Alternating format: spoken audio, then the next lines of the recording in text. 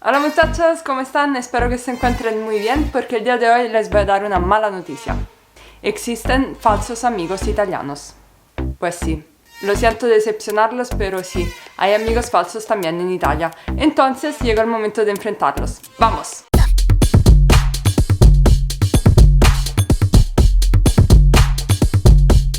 Bueno, quiero hacer un video un poquito diferente esta vez, que sea un juego también para ustedes. Yo les voy a leer un pequeño texto que escribí en italiano y cuando digo stop, ustedes pueden escribir en un papel o en sus teléfonos lo que creen que yo dije. ¿Listos? Empezamos.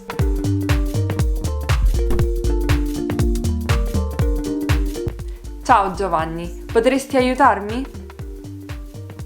Mi imbarazza chiedertelo, ma sono un po' brilla. Dovresti salire le scale fino ad arrivare sul tetto e fare un nodo con questa corda sul palo vicino al camino. Così posso mettere le luci di Natale. Stop. Bueno, pueden pausarme y escribir lo que entendieron. Voy con la traducción. Hola Giovanni, ¿podrías ayudarme? Me da vergüenza pedirte, pero estoy un poco bebida. Deberías subir las escaleras hasta llegar en el techo y hacer un nudo con esta cuerda en el poste cerca de la chimenea, así que yo pueda poner las luces de Navidad. No te lo esperabas, ¿eh? Bueno, entonces, ¿cuáles fueron los false friends o falsos amigos? Vamos con el primero, imbarazzata, que significa avergonzada.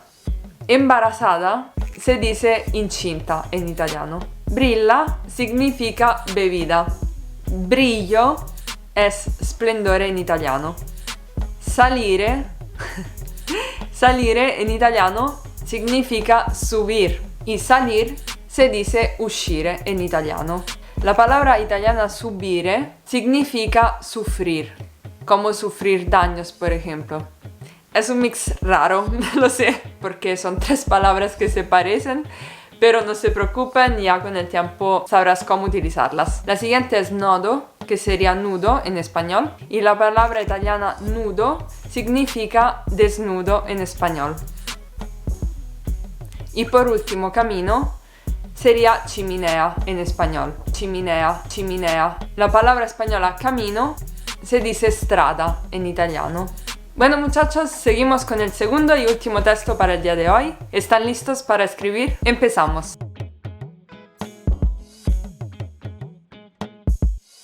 Oggi è il compleanno di mia sorella, quindi ho deciso di preparare una torta a forma di vaso con dei fiori sopra. Ho usato molto burro perché è un importante ingrediente della torta. Stop. Perfecto, ahora puedes pausarme y escribir lo que entendiste. Les voy a traducir.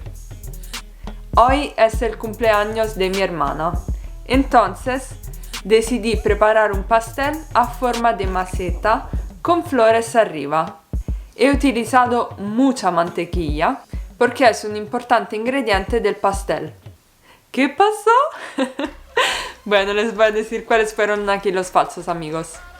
Primero, torta, que sería pastel, y a mí esto la neta me dio muchísima risa porque cuando llegué a México y mi novio me decía cenamos tortas, cenamos pasteles, para mí eran como pasteles, no sándwich. El segundo fue vaso.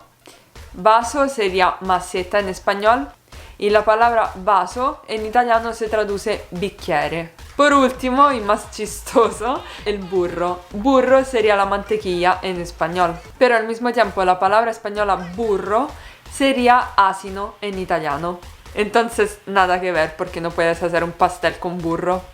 Otras palabras que no dijimos en este texto pero que están muy interesantes son la palabra caldo, que significa calor en español, mientras caldo se llama brodo en italiano. Última palabra y muy importante es el olio, que es algo que no puede faltar en ninguna mesa italiana. Olio sería el aceite en español, pero si dices la palabra italiana aceto, que se parece a aceite, estás hablando de vinagre. Entonces cuidado muchachos cuando estarán comiendo en un restaurante italiano a pedir aceto o olio en la manera correcta. aquí abajo en los comentarios puedes dejarme los textos que escribiste, me gustaría mucho leerlos. Si el video te gustó, no olvides darme un like y si todavía no lo hiciste, suscríbete al canal. Te espero en el siguiente video. Chao. Me estaba viendo el vecino por la ventana. Todo bien. Seguimos.